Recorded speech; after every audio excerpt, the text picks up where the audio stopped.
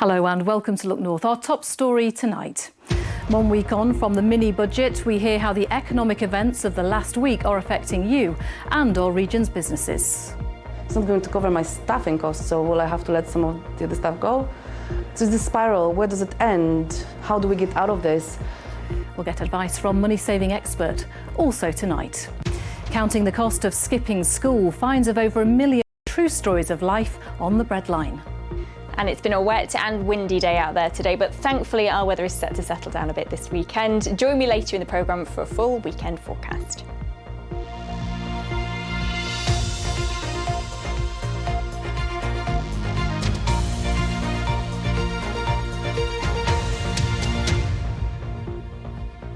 Good evening and thank you for joining us. It's been a week since the government unveiled their plans to cut taxes and borrow more with the announcement of their mini-budget. Since then, the pound fell to a record low as investors are worried the government is borrowing too much money. The Bank of England stepped in to try and calm the markets after pension funds were put under pressure, but they said they will not hesitate to rise interest rates further to combat inflation. With economists expecting interest rates to rise to around 6% by April, a number of mortgage lenders started to pull their deals and suspend mortgage offers for new customers. Both the Prime Minister and the Chancellor have stood by their plans, and the changing value of sterling is having an impact on our region's businesses. In theory, costs to import goods will rise, but companies that export products could benefit. However, as Abby Jayola reports, it's not quite so straightforward.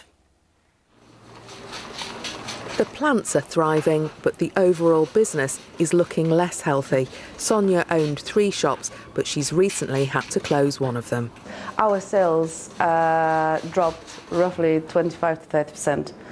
With that, we decided that the only really feasible way for us to do it is to decrease our staff.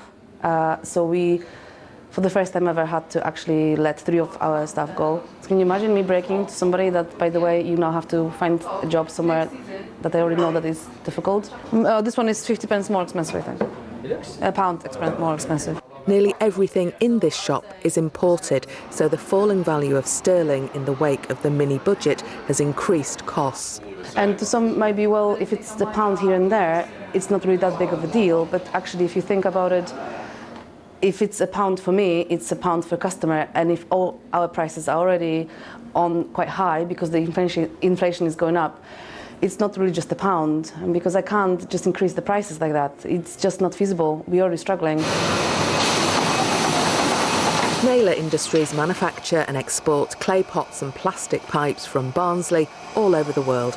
As exporters, is the picture any better for them? When we're making capital investments, they become more expensive, our raw material prices go up. Conversely, when we export, suddenly we can be more competitive. So our product in dollar terms is cheaper, so we can either get better profitability on those sales abroad, or we can sell more because we are capable of being more competitive with other suppliers overseas. This is a 4th-generation family business, so they're confident about the future despite current challenges. What our business particularly benefits from is stability. So we like periods where exchange rates are predictable, where interest rates are predictable, and particularly our bugbear at the moment is energy prices are stable. So I think at the moment we're making long-term plans with short-term instabilities, which is difficult to square away. The Chancellor says his plans will strengthen the economy. Without growth, you're not going to get the public services. We're not going to generate the income and the tax revenue to pay for the public services that we want to see. And that's why the mini-budget was absolutely essential in resetting the debate around growth and focusing us on delivering much better growth outcomes for our people. Businesses in Yorkshire say they need more help to bloom and an end to what feels like growing uncertainty. Abby Jayola, BBC Look North. Well, for the last few weeks, we've heard how people have been worrying about how they'll afford to heat their homes. But after the economic turmoil of the last week, people in Harrogate have told Look North they're worried about keeping their homes as mortgage rates rise. My daughter's just buying a house in Harrogate and my son's just about to buy a house in Knaresborough. Literally had an offer accepted this week. So I am a little bit concerned because I know the mortgage that he and his girlfriend have been agreed in principle is now going to be significantly more expensive than it would have been a week or two ago. Oh, we were thinking about buying. We're still renting, and we won't. You won't now. No. Changed your mind, hasn't it? Yes, yeah. So we're definitely staying in our rental. We're happy there, so that's fine. But we were thinking about buying, and at the moment we just won't. It looks like I'm never going to be able to buy a house, really. Like, if you save up thousands and thousands of pounds, if I saved up 10,000, I'd still have to fork out loads more, get a more income job. It's completely real. I'm 20 years old. It's completely unrealistic for people my age. Yeah, and opinions echoed across the region, I'm sure. Well, earlier I spoke to Gareth Shaw from Money Saving Expert. I asked him why interest rates are rising. Well, last Thursday, the Bank of England increased the base rate, and that has a big relationship with the rate of interest that you pay on mortgages. So that went up by 50 basis points to 2.25%, the highest we've seen since 2008. That was expected. People were anticipating an increase in the base rate because it's being risen to help fight back inflation. That's one of the levers the Bank of England has to do that. Then the following day, the Chancellor announced a huge economic plan for the country, which involved borrowing money to cut taxes, and that's on top of the government borrowing money to effectively cap the amount that we pay on energy. And it was that announcement in combination with the Bank of England's announcement on Thursday that's really spooked the money markets. These are investment banks that are making big financial bets on the economy. They didn't like what they heard, and therefore they started to do things like sell off the pound because they didn't want to hold it. They were concerned about the UK economy. Now, what happens from there is that it becomes more expensive to borrow because the UK looks like a riskier bet. And if it's more expensive to borrow, then banks that supply mortgages to people find it more expensive to borrow that money and then give it on to people who want to buy houses. So they had to very quickly and quite chaotically start retreating from the mortgage market, withdrawing their deals, and then coming back to the market with much more expensive mortgage deals than there have been in the past. So for those of us with a mortgage, how much more can we expect to be paying? It really depends on the type of mortgage that you have. If you're on a fixed rate deal, nothing will happen until that deal matures. Now, hundreds of thousands of mortgages mature every quarter. It depends when yours will mature to see what the impact will be. We're expecting more base rate rises, which, as I've just said, does influence the mortgage rate that you pay. So it depends what the mortgage rate will be when your fixed term comes to an end. If you're on a variable rate, that could be the standard variable that your mortgage provider offers. It could be a tracker that tracks the base rate. You will see an immediate increase in your mortgage repayments. Every percentage point that the base rate increases per £100,000 of mortgage you have, you're looking at about an extra £600 a year. That's a rough figure on top of your current mortgage repayment. So if you've got a mortgage of 500,000, for example, 600 times 5, that's a £3,000 per year increase for just a 1%. Now, people are talking about the base rate going up to as high as 6% next spring. So if you do the maths on that, that's a significant amount of money that people will have to find potentially if the base rate does actually go that high. Yeah, that's a lot of money, isn't it? And what about people in rented accommodation? They'll be concerned that their rent's going to go up. It really depends on the situation of the landlord and whether or not they own that property outright, or indeed if they've got a mortgage on that property and they're going to be facing increased costs as well. The way that the landlord might seek to recoup that is by passing it on to their tenants. Now, again, it will depend on the contract that you have as to how and when and if that will actually apply to you. If you're in a fixed contract that doesn't have a clause for price increases in it, then you should be okay for a while, but it might be worth digging out your tenancy agreement to see exactly what might happen, and also understanding a bit more about the situation that your landlord is in to see whether or not you'll be affected. Yeah, testing times. Thank you very much for your time this afternoon, Gareth. Next tonight, parents in Yorkshire were fined over £1.2 million last year because their children missed school. Bradford issued more than 5,000 fines, the most in the region, but some councils are more likely to give them out than others. The BBC's education editor Branwen Jeffries visited one secondary school in Barnsley, which is trying to get all of its 2,000 pupils through the door every day. Smiley, happy people, love to see it. Come on in. Girls, have you got your planners? Not chewing, are we? No. Superb. Every child checked in every morning. Good morning. All right? Yeah, well done. The register shows who hasn't arrived. It's a rise in attendance. I'm just letting you know that not arrived as yet. Is he on his way? Any child they're worried about, the attendance team put on the list for a visit. OK, so if we just look at the home visit log, so we've got our visits for today. Checking on children, offering help. So she should be back in school today. On the next visit, Mum Joanne agreed to talk to me. She told me her daughter's become anxious since the lockdowns. Many times when I've been stood at the bus stop with her, I've been saying, you've got to get on the bus, we'll get in trouble as well. It's not, it's not you. I mean, it's affecting obviously your education, but if we get fined, how would we afford it? Or, you don't get the education you need, you can't get the job you want. Joanne's daughter has been in school since the visit. Did the house look empty when you went yesterday? Some need help, but 50 families had also taken children on holiday at the start of term. Post a note, so suspected holiday, we'll put a note through letterbox. A lot of the times they don't complete a holiday form. I think it's almost fear of the fine. Quite a lot of our families do have identified needs. Coming into the winter, no gas, no electric, no heating. So I think we just never know what we're going to be faced with day to day, but I think we're quite good at then identifying that support. I spoke to the Children's Commissioner for BBC Panorama. She's worried the pandemic has left some children struggling to attend. I really think the Prime Minister needs to make this one of her top priorities. The numbers are huge. We absolutely owe it to these children. All the other things in education cannot happen if children aren't in school.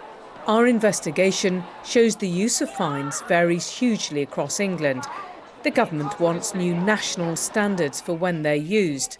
Why does it matter so much to you as a head teacher that you have the final say over which families end up being fined? We know our families, and that's important. And we know that what that fine could do to a family. And if we are working very closely with them, and then you put in place a fine, that breaks that relationship between home and school. And it's so important that we keep that positive. Jack, Gracie, Jacob. Schools in England have been given new guidelines, told by the government to make attendance a top priority. That also means removing the barriers for some children. Branwen Jeffries, BBC News. And you can see more on this story on BBC Panorama's Why Kids Miss School, which is on tonight at 7:30 on BBC One. Some news in brief now, and the search for the body of one of the Moors murderers' victims has restarted after potential human remains were found on moorland. 12-year-old Keith Bennett was one of 5 children killed by Ian Brady and Myra Hindley in 1964, but his body has never been recovered. Police have said they are examining a site of interest on Saddleworth Moor. South Yorkshire MPs are calling on the government to step in and save Doncaster Sheffield Airport. It comes after Liz Truss told Look North yesterday that she will speak to the relevant people and do what she can to save the airport from closure. Doncaster MPs Ed Miliband and Dame Rosie Winterton are among 9 others wanting the government to use their powers to keep the airport open and protect jobs. Well, the airline Wizz Air is moving its flights from Doncaster Sheffield Airport to Leeds Bradford when Doncaster closes next month. The airline flies from Yorkshire to 7 destinations in Poland and Romania, including Warsaw and Bucharest. Customers who have already bookings from Doncaster will be automatically rebooked onto the new Leeds services. Holiday operator TUI has also confirmed that its 2023 schedule will operate from Leeds instead of Doncaster.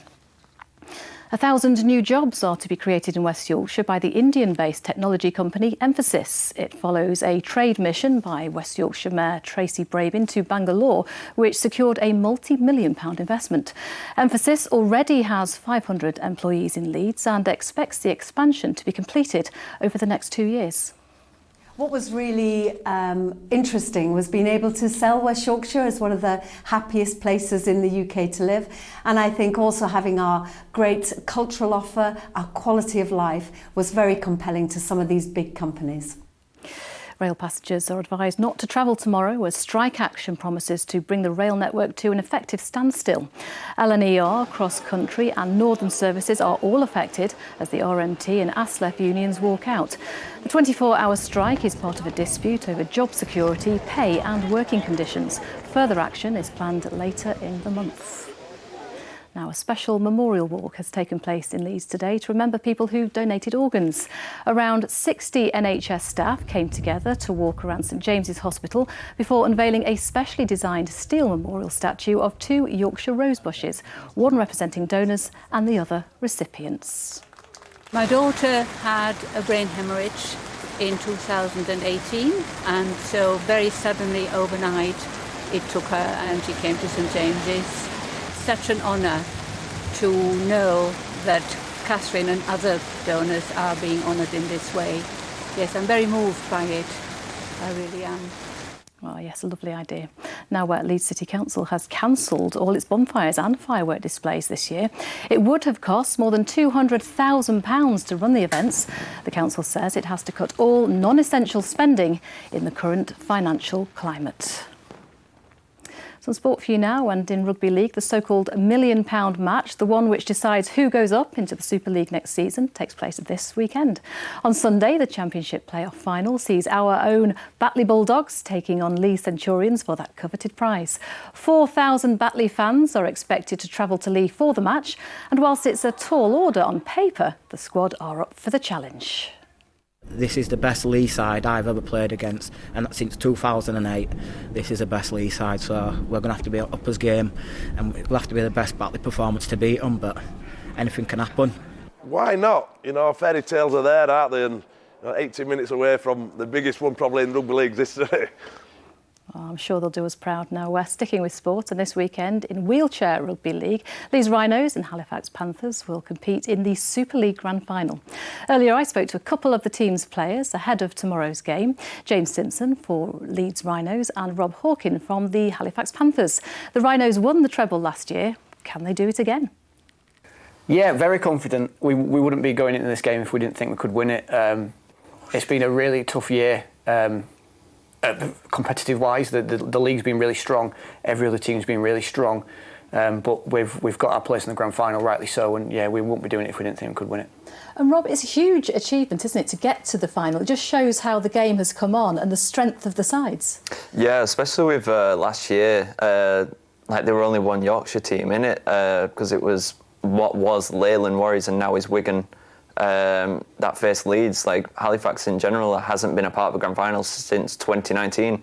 That was the last time we won it, and it's good to see that the growth of the game is actually continuing to the point where you're seeing different teams play in the grand final each year so far. So all we can hope for is just more growth and hopefully more teams that can actually join us and put their names on the trophy itself. And James, just tell me about who's in each team. It's very inclusive, isn't it, in a place of people's different strengths? Yeah, I think rugby league is one of the most inclusive sports out there, but wheelchair rugby league especially so. I mean, out of the 5 players on the pitch, it's a mixture of male and female athletes, players with different disabilities. Some players don't have disabilities, but under the rules we can have 2 players on the pitch at any one time who don't have disabilities. So that the team is totally open to any athlete, any shape or size, and it makes for a really exciting blend of skills and athleticism and different ways of doing things, and you'll see some of that in the final tomorrow as well. And you're both on opposite sides, but come Monday you could both be picked for England and be on the same side. How are you feeling about that? Yeah, it's really exciting. I mean, like Rob knows how hard everyone's working to make that England team and to get that England shirt, and It's never been as competitive to make that England side, and the coaches will be looking at this final maybe to answer the last few questions they've got about some of the players. But I think I can speak for Rob myself when I say, like, if we get that call up, it's going to be an incredible moment, and there's nothing prouder than getting told you're going to represent your country on a world stage. So it's really exciting. And Rob, the game will be on at the BBC, reaching a much wider audience. It's good times for rugby league, isn't it? Yeah, so the schedule got released, I think, yesterday or a couple of days ago, and I know the whole England squad. We actually got like the actual schedule of it, and with all our games being on BBC Two and iPlayer and Red Button, it makes it so accessible for people to actually watch it and also get involved as well. With, I know a lot of our group stage games have actually been sold out. I think I'm quite right in saying that. So it's good to see that so many people who might not have actually watched the sport has actually come to want to experience it, and with it being in Copper Box and then Sheffield and final being at Manchester, it's amazing. And for myself, I've only been in programme since 2019, so this will be my first World Cup if I get selected, so it's making sure that I do everything right, and hopefully I see my name when the selection list goes out. Wonderful, exciting times. Well, may the best team win tomorrow. Lovely to meet you both. Good luck. Thank you very much. Finally, a brand new rap musical gets its theatrical debut in Bradford tonight. Cashy Sees the musical aims to shine a light on life on the breadline. It's inspired by stories overheard in a pawnbroker's shop, as Kathy Booth reports. Curtain up, or in this case, shutters up, on the final rehearsal for a one-of-a-kind play in Bradford. The stage is a former frozen food shop near the Osler Market. The setting, a pawnbroker's called Cashy Sees. And the stories all inspired by the real-life struggles of living hand-to-mouth. This is not just thieving beggars who do what they have to. A lot of people rely on pawnbrokers just as a way of living, as a way to get by. They don't always want to sell some of the stuff that they have to sell, but people are forced to have to make these kind of decisions. The context in which the play's landing, it couldn't be more relevant. In Cashy Sees, we meet characters who are desperate to buy back their children's toys or raise a few pounds for a bus fare. But in the darkness, there's humour too. What do you reckon to this then? I expect karaoke machine all know it lights. The central figure tying everyone together is the store manager Callum, who wants to help people at their lowest, but is caught up in trouble himself that quickly closes in on him. It's Bradford through and through, in a good sense. It's a real roller coaster, and it's a story that's truthful, and I feel like no matter who you are or what your background is, when you come in to watch the play, you'll relate to somebody, and if you don't relate to anybody, you'll learn something. The play is narrated through rap and bassline music, and in an unusual move, the production was trailed earlier this year through the release of an original track, complete with a music video filmed on a Bradford estate. All this, it's hoped, will help attract audiences that don't normally go to traditional theatres. It's intimate, people sat down, they'll feel a part of the play, and with them being in a shop, and again, it kind of does break down that barrier of usually with theatres where, you know, there's a stage and there's an audience. I think there's going to be really this kind of authentic setting. What do you want people to feel when they're walking out the door? Inspired, man, inspired and informed. I want people to feel proud. I want to remove some of that shame and stigma that we sometimes feel as working class people. Hopefully this kind of play contributes to having people to be unified in kind of working class areas. Together we do have power to change some of these systems, even if that's through poetry, through art, through rapping about it, through actually saying something. Cashy Sees the musical is sold out for a week-long run in Bradford. Tickets are still available for dates in Keighley later in October. Corinne Wheatley, BBC Look North, Bradford. Yes, edited by Kathy, reported on by Corinne. Thank you, Corinne. OK, on to the weather. I've gone with an opaque type tonight. Yes. Abby, it's cold. Wisely done, yeah. A drop in temperatures today, but they'll rise again this weekend. Let's just have a quick look at some weather photos that have been sent in from today. A picture-perfect sunrise. Thank you to Windy Ridge, one of our weather watchers, for sending this one in. Not so picture-perfect this afternoon, though, was it? It was wet and windy. Unfortunately, Pete was the weather watcher that got stuck in the rain and sent us this photo. If you do take a photo this weekend and would like to send it in to us here at Look North, all the details are on your screen right now.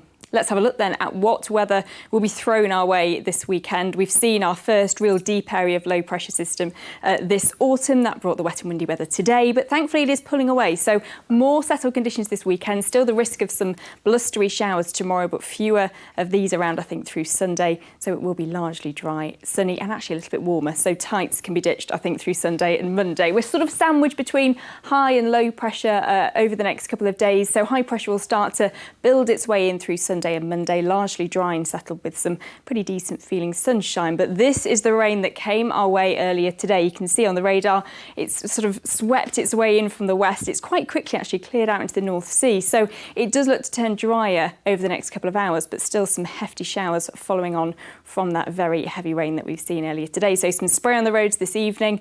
Overnight it'll be breezy, not quite as windy as it was today. Temperatures dropping off to around 9 or 10 degrees Celsius. High waters then for tomorrow, finally at 16 minutes past 8 in the morning and then again at 8:48 in the evening. So some pretty decent spells of sunshine, I think, in the forecast over the next few days, but there will be some hefty showers around tomorrow as well, blown in again on a brisk westerly wind, but that does mean that they'll clear away quite quickly. So if you get caught in a downpour tomorrow, it shouldn't overstay its welcome. Temperatures will be up by a couple of degrees, about 15 or 16 degrees Celsius. So I think if you get sat in a bit of sunshine, a sheltered sunny spot tomorrow afternoon, you might be able to enjoy a nice cup of tea outside or something. Sunday looks drier, fewer showers around, still the risk of 1 or 2, but the winds will be lighter as well and our temperatures will start to gradually climb into the first half of next week. So 17, maybe even 18 degrees on Tuesday, but it does set to stay, I think, pretty changeable. That ridge of high pressure will keep things dry and settled for many through Sunday and Monday, but Tuesday we might start to see a few showers. Wednesday, I think the potential of showers or longer spells of rain and a big drop in temperatures, but the temperatures will recover again through Thursday, Amanda. Oh dear, I'm looking at that 18 and I'm going to concentrate on that. Thank you very much, Abby. A little bit of sunshine there too. That is it from us. We'll be back with your late news and weather after 10 o'clock. Hope you can join